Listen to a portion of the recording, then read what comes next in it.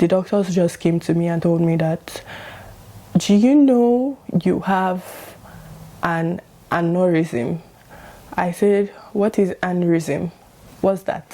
Hey loves, hi guys, hello everyone. Like, that sounds very strange. I don't even know the one to use, but welcome to my YouTube channel. If you're a new subscriber, my name is Bisola, but if you're a returning subscriber, you're the best. Thank you for not giving up on me. Today's video is quite different. Today's video is very personal and means quite a lot to me, and this is because a lot has happened since after I posted my last video on this channel, and that was like proper video, not short. That was like over a year ago, and a lot of things have happened before then also. But I feel like my YouTube channel for me in the past was all about performance, and so much has happened and I really don't have the energy for that anymore.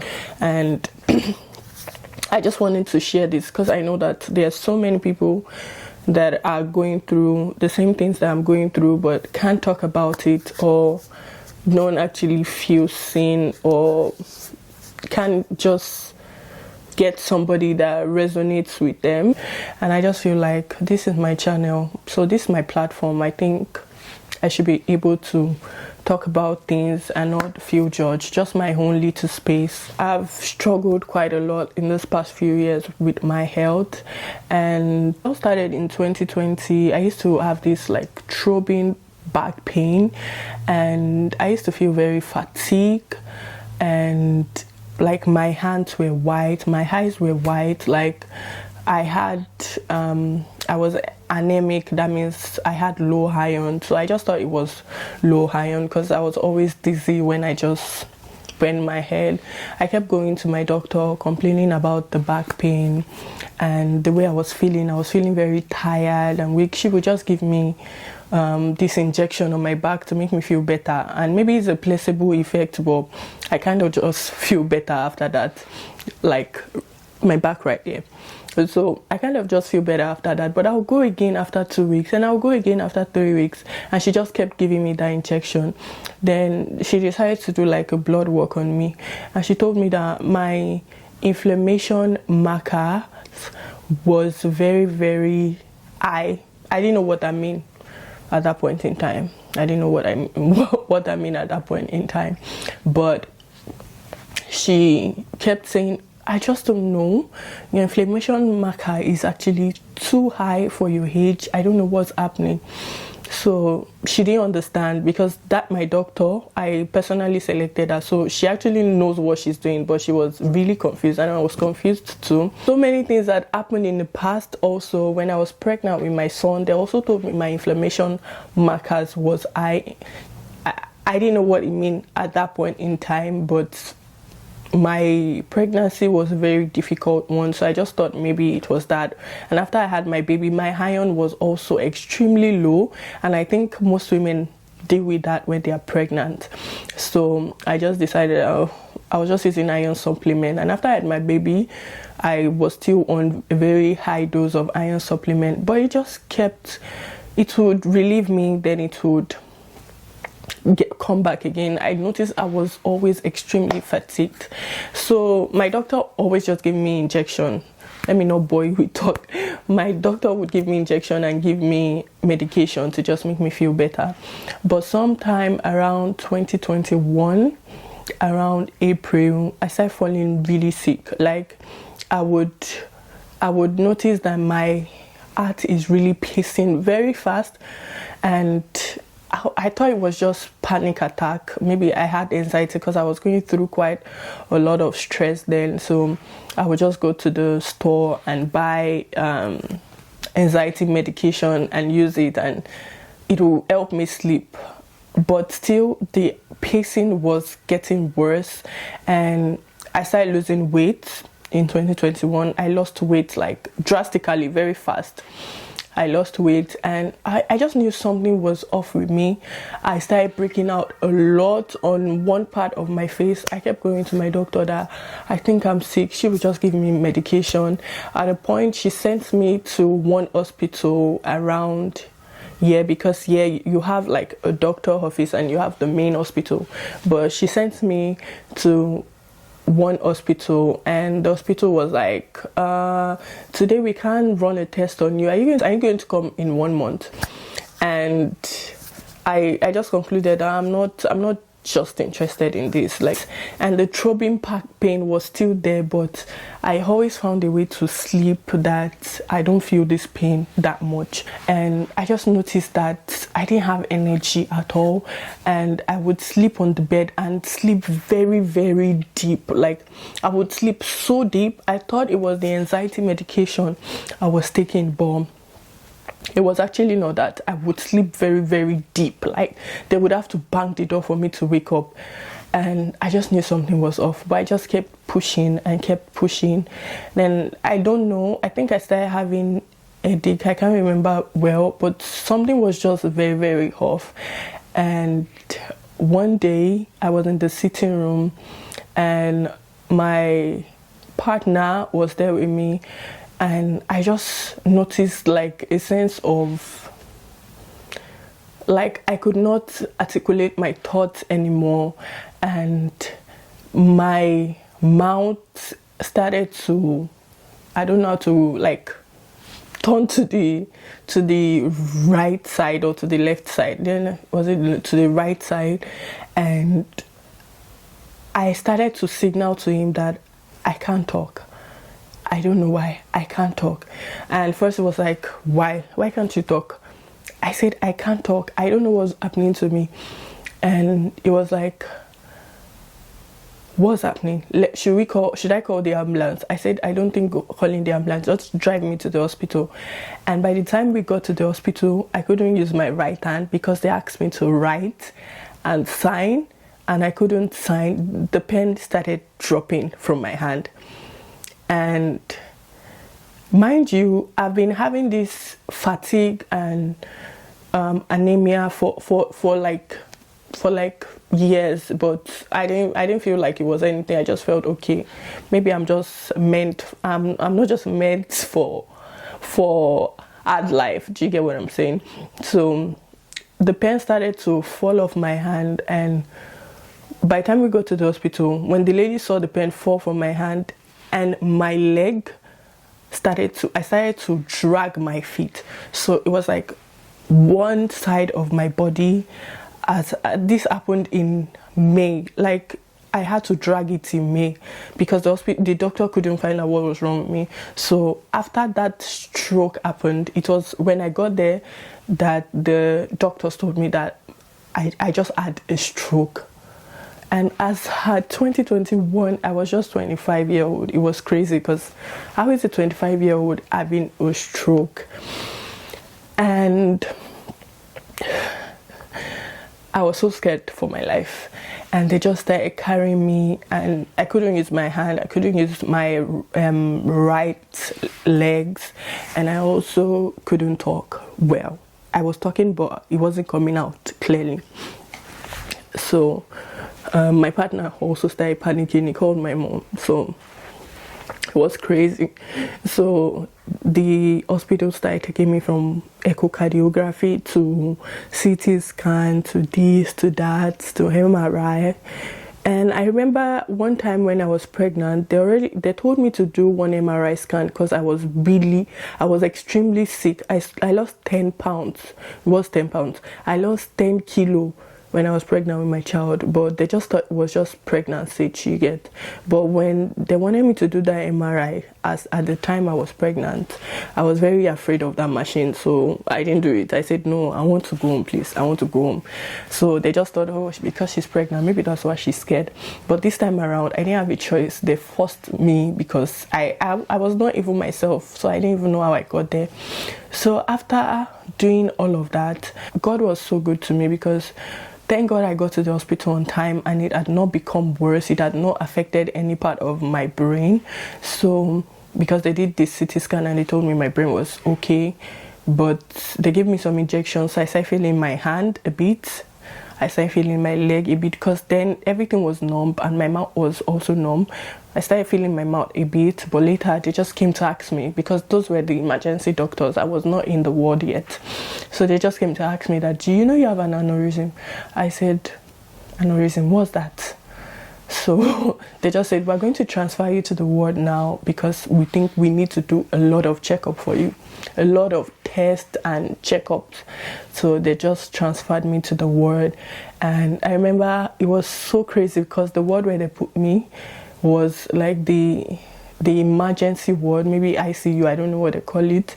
And there were a lot of old people there. Like, it was just old people. And what was I doing among old people? I wanted to lose, I almost lost my mind. I was just so scared.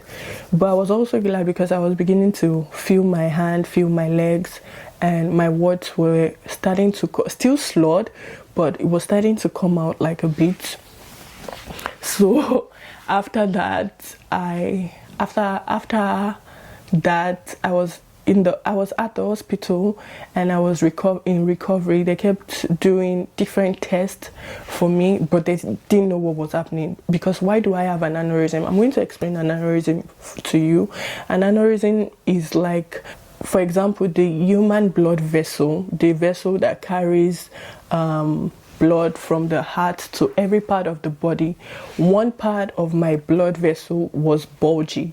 For example, if the normal centimeter is 3 centimeter, I had like 4 point something centimeter. So it's like something straight, but just some part of it is now bulgy. I'm going to put a picture of it just to describe it.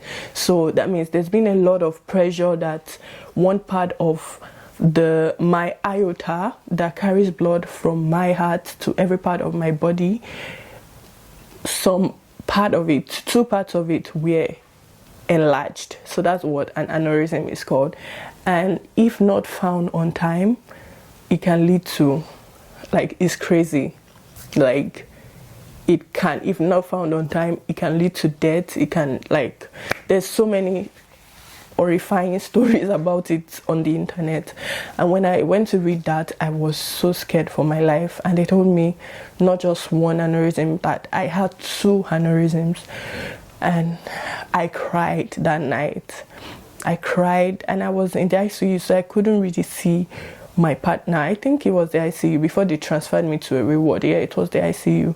So I was so scared for my life. And Holy Spirit help me.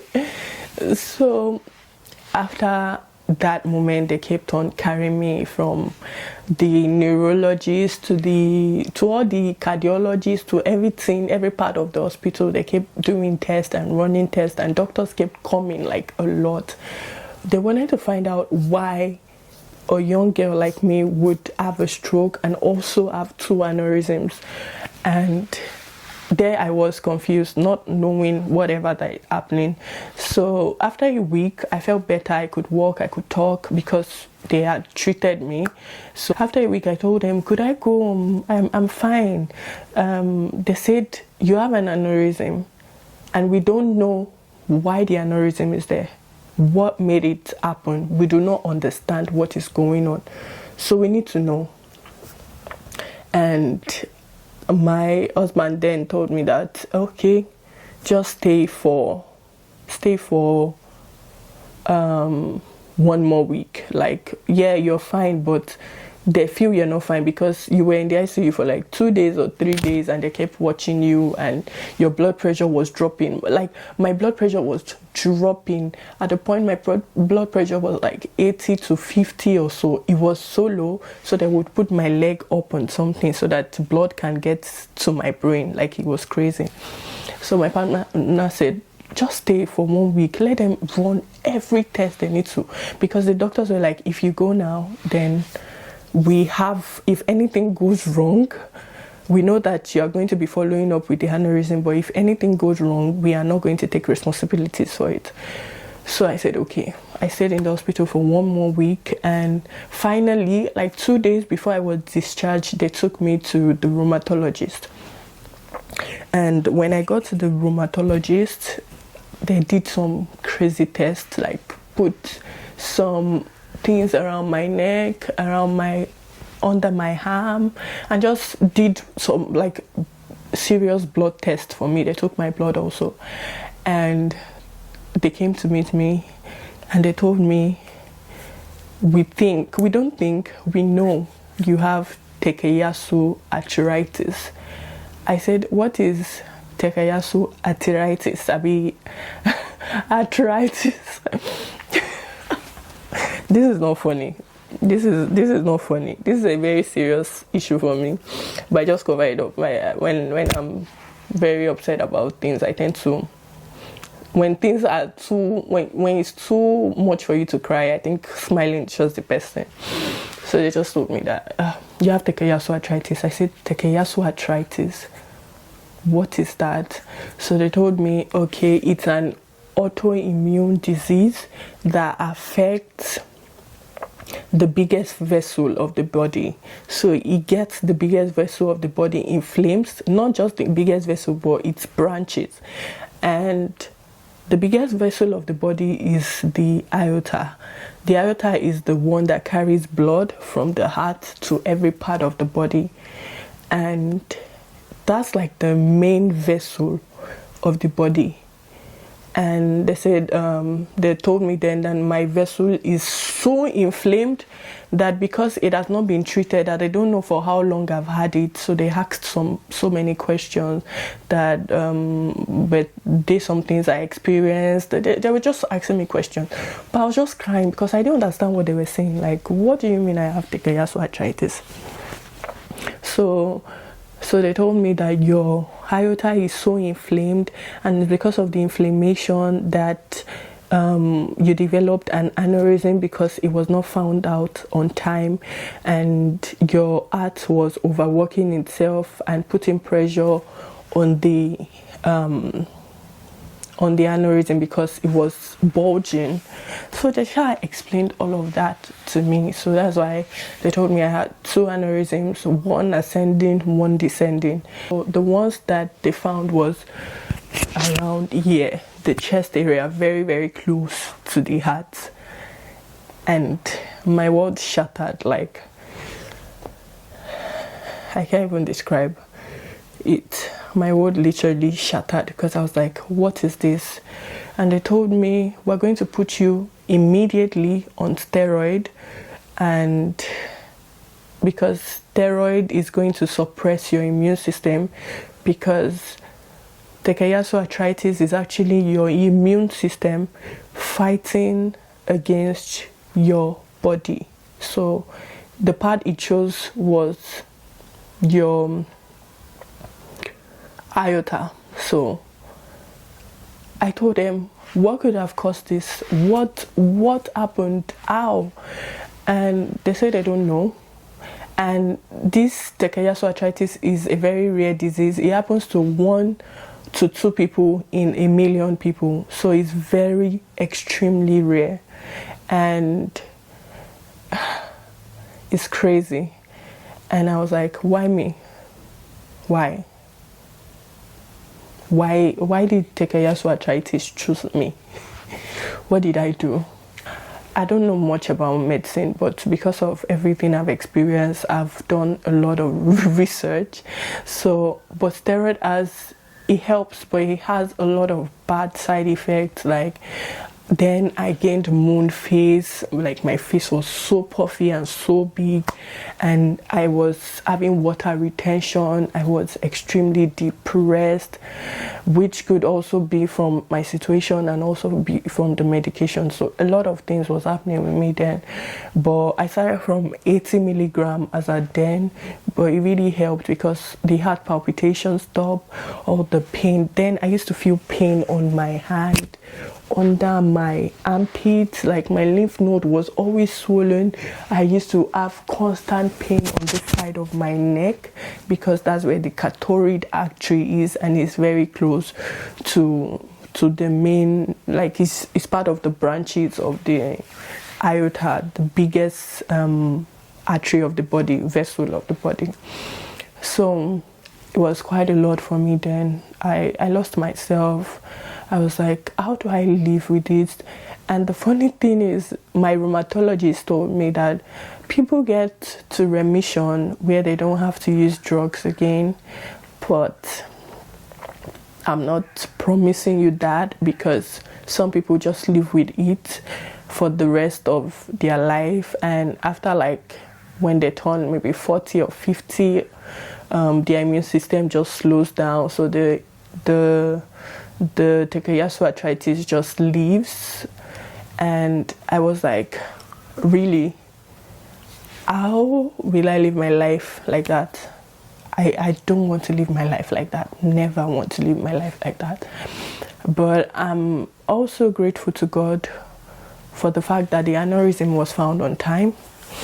Because if aneurysm wasn't found on time and people just go without finding out that they have this disease, and it just keeps inflaming and inflaming, one day the aneurysm will burst. And if aneurysm bursts, people have like, it's a 50-50 chance of survival. Takayasu arthritis, TAC as people called it, has changed my life. It has changed my outlook on things.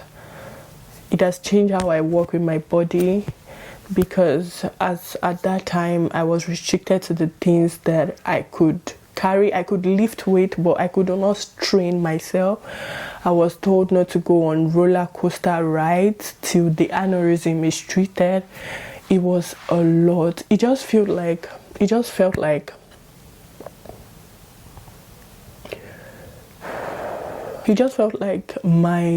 all my dreams were snatched from me.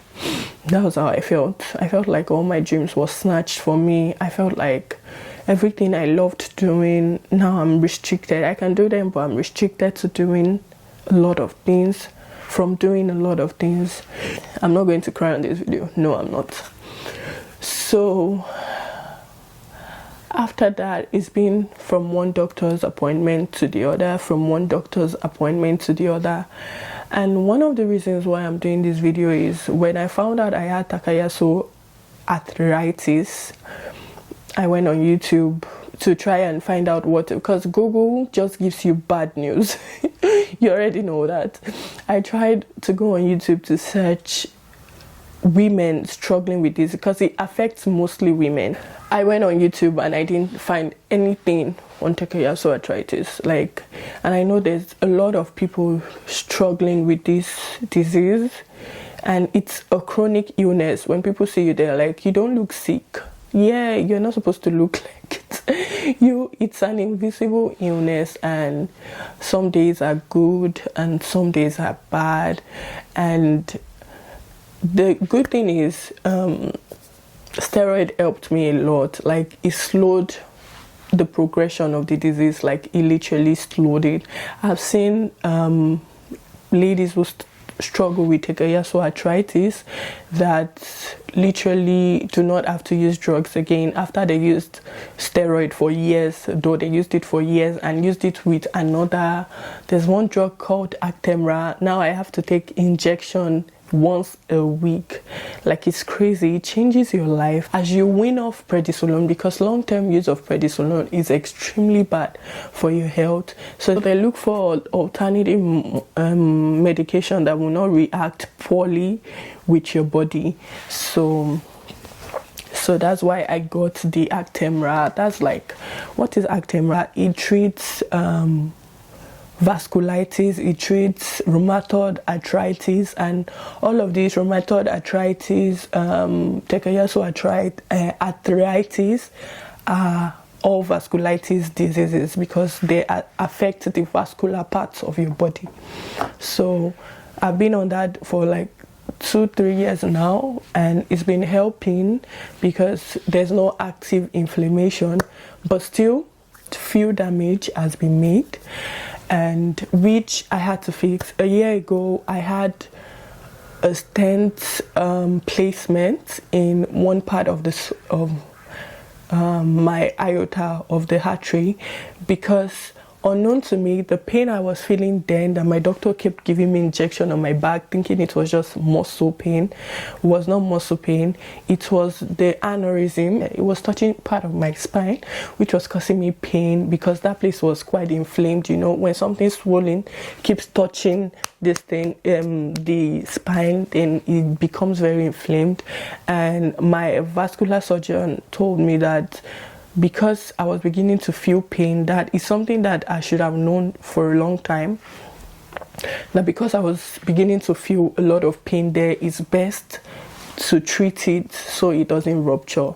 So what did they do? I'm going to show you guys like a picture of it. So they placed a stent in that swollen part to fit in the normal part, so that blood can flow through the stent and not bulge through the bulgy area. Because if it keeps flowing, it's just like blowing a balloon. If you keep blowing a balloon, then it bursts. So if it keeps flowing through the bulgy part, there is risk of rupture. So they placed the stent, and after a few months, when blood doesn't flow through the bulgy part, it comes closer to the stent and just becomes a normal aorta bag. So they treated that part. So after that, after I did another CT scan, because I was always going in for follow-up CT scan like every 6 months. So they had found out that I had a stenosis. Stenosis mostly affects the tiny parts of the artery. So stenosis is like plaques forming inside the artery, so blood can flow through very well. So like I said earlier, Takayasu arthritis affects the aorta and branches. So because of that, I've noticed for years, even before I started feeling that I was sick, that my left hand was not as powerful as this. I know so many people experience that, but mine was different because they could not feel my pulse on my left hand. And my rheumatologist told me that was also part of Takayasu arthritis, because blood is forcing itself to literally go into your arm, because it had caused a stenosis in that branch of the artery that takes blood to the hand. So surgery was the only option. So as at that time I did that stent placement surgery, I just did minimally invasive surgery for the hand, so that I can get enough blood in my hand and I can feel my pulse a bit. So because when the hand is not getting enough blood, then the hand can start borrowing blood from the brain, which can cause a stroke and which can lead to bad things, God forbid. So my doctor tried fixing it with minimally invasive surgery by just putting in a balloon and opening up the small artery so that blood can at least flow through. But after a year, it didn't work. I was still feeling the same way. So they decided to do this very invasive surgery, which left me with this trademark, which I will not call a scar. And if I tell you guys that what I experienced during this surgery, the pain after, I would not wish it on my enemy. I had what they did was because they wanted to do something permanent to fix it so that I can feel my pulse and so that I can get enough blood on my hand, on my left hand. So they reroute. These doctors, they are a blessing to the world, really. They're a blessing to us. Thank God for them. So they had to reroute the blood flow. That blood part would not be needed anymore. So they were going to take, because we all have an artery here called the carotid artery or carotid artery, and we all have a subclavian artery here that takes blood to the hand. So they were going to use either your vein or use prosthetic, I find it difficult calling that thing. Use a prosthetic vein that can last for a very long time and link blood from the carotid artery to the subclavian artery that can take blood to the hand, since that place is blocked, and that's the invasive surgery that can fix it. And my doctor told me the risk of this surgery, because it's a very difficult recovery, because for like 2 months this place was numb. I couldn't feel anything. I was having muscle cramps, but the good thing is it restored blood flow and the pulse can be felt again, according to my rheumatologist. And it's not, I know that explaining all of this, you might not understand it. It's not about explaining, it's how much all of these things have changed me, and the fact that I have to use medication like daily, though the dose is so low now, but I still have to use medication daily, and weekly I have to take injections just for my aorta to keep on being healthy, and so that this disease is no longer active, so that it becomes inactive. So it's been a lot for me, and I know that there are so many people struggling, and I'm not going to lie, for me TikTok has been a blessing, because I've met a lot of people going through the same thing I'm going through, and some of them still even had to do like open heart surgery, which I was actually afraid of both surgeries that I've had, both major surgeries that I've had, the stent placement and the subclavian carotid bypass. That's what they call it, because it's a bypass, and most young people don't have bypass. Like, it's so weird. Why me? So God, oh. So of both surgeries, the most painful one is actually this one, and you guys can see the scar left on my neck. Like, I have this hypertrophy scar that I'm trying to let it hit the 1 year mark. It's been 3 months or so, or 4 months that I've had this surgery. So after 1 year, I'll be able to do like a laser treatment to flatten it out. And I'm not going to lie, this surgery scars affected my confidence. I say wear it out because I know it's a mark of survival, but it's just very, very hard to get used to. It's very hard for me to come to terms that I'm going to have this scar. Even if it goes down, it's going to just be there. And not just the scar, but the emotional scar. Like, when I just finished this surgery, I literally felt so depressed. I don't think I've been as depressed as that all my life. Like, the pain was much. I was taking high dose of painkillers, and it's not just on my neck, but also here. I don't know if you guys can see, there's also a scar here because it was me. So it's just a lot. This has taught me so many things. Like, it has taught me perseverance. It has taught me that the things that we think matter really don't matter. And if you have a good health, you don't know what you have. And if you're also struggling, you're not alone. Like, people don't talk about things that they go through. And really, I'm not someone to talk about the things that I've been through. But really, right now, I think I want to live out loud, not because I'm trying to seek validation from outsiders, but because I'm trying to let my voice be heard and let other people that are going through this know that they are not alone, and there's always light at the end of the tunnel. I'm not going to lie, 2021 till now is 4 years now that I've been dealing with this invisible chronic illness, and there are bad days. There are days where I feel so like I can do anything, but what I've learned now is to take everything slow. Like, I don't worry about the things that I used to worry about in the past anymore. And one thing this chronic illness has given me is health anxiety. Like, if anything goes wrong, it's not even funny. If I feel any kind of thing, I'm at the doctor's office. If I feel any kind of thing, I'm at the hospital.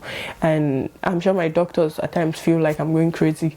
But, like, I just don't take my health for granted anymore. Like, I don't take anything for granted anymore. I don't take even this daylight for granted, because I know that I'm here by the grace of God, and the fact that I'm still giving myself injection weekly does not mean that I take the fact that I still have that option for granted, because it's crazy, really. It's really crazy.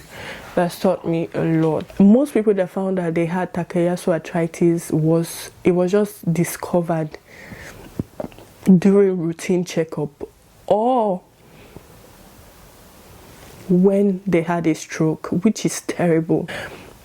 The medical system is crazy. Like, they just at times don't want to do in-depth research on what is wrong with you until it goes really bad. And when it goes really bad, some people cannot be saved, and some people just lose their life, and some people are saved. Like, do you get? I've had like 2 flare-ups after even it's been stable, and that flare up at times, I don't know, maybe when I'm too stressed, it triggers flare up, and it's not seen in my blood work at times, but I feel it in my body. Then after a while, it goes back to, my body goes back to normal. And all of this has just taught me to slow down, to take everything slow, and to trust God. And I'm not going to lie, at times this has made me doubt my faith in God, but I know that God has a plan for my life. At least there's scary things that I overcame, and me being here today means that there's more to my life. And that's why I just wanted to talk about it, because really, why am I not talking about it? Like, it's my testimony, and I'm here, and I'm alive, and I'm fine. Do you get? And I just wanted to come here and talk, just like I'm talking to my friend, like just share this experience of mine. And I don't believe in whatever the rheumatologists say that, oh, some people, I've seen 2 ladies that one that I don't know personally, but one that I chatted with, that have gone on remission, and they are black girls too, which is crazy, because it affects a lot of black women and Latin American women and Asia women, and they went on remission, which means I will go on remission soon too, in the name of Jesus. Can I hear an amen? But it's stable, and I've learned not to overwork my body and overwork my mind, and just trust God. So now I'm dealing with like 4 different doctors. I'm seeing a cardiologist, I'm seeing a cardiologist, I'm seeing a rheumatologist, I'm seeing a vascular surgeon, and I'm seeing a normal doctor. Oh my God, I must be so popular. It's just crazy. Talking about this and not even crying means that I've really walked through a lot. Yeah. When you have this kind of chronic illness, you have to have a flexible job, and people that understand, you need support. I'm so thankful for my support system, even though some of them are not here with me. They are just one call away, and the ones that are here with me, they are really, I'm thankful for the people that God has put in my life. At times it can be lonely, because at times you don't want to be bugging people with what you're going through. Oh, I just had surgery. But I'm thankful for the friends that even understand my silence. Like, they'll still call and check up, and thankful for the support system. And this has really affected my life greatly. And at times I feel like, oh, for like 2 weeks I have all the energy in the world, I can do everything, and for like the next 2 days I just want to lay in my bed and just rest. And on days that I feel very exhausted, what do? I just pray. At times I don't even have the words, just silent prayer. Just, God, do you see me? Just tell Roy I'm tired, just I'm exhausted. At times it's tiring to always use medication, to always use weekly injection. And I know a lot of people are going through that, but I know that I just want to let you know that if you're going through this, you're not alone. And Takayasu arthritis is a journey, and just like my other autoimmune girlies, if you're going through any kind of autoimmune disease, Hashimoto's, lupus, whatever that you're going through, let me just know in the comment section if like the things that have helped, like, and if there's anyone out there that has Takayasu arthritis that is watching this video, please I'm going to leave my Instagram and my TikTok and just write me a message. Like, we need to like talk about this. One of the reasons why I posted this on YouTube is to not feel alone, because I know that there are communities on TikTok of people that go through this, but YouTube is just like nobody, there's not enough resources on it on YouTube. And if there are other points I didn't mention today, maybe in other videos I'll mention them. Maybe I forgot some things. But thank you guys for watching. Thank you for listening to this girl. Thank you so much for for watching me talk about my life.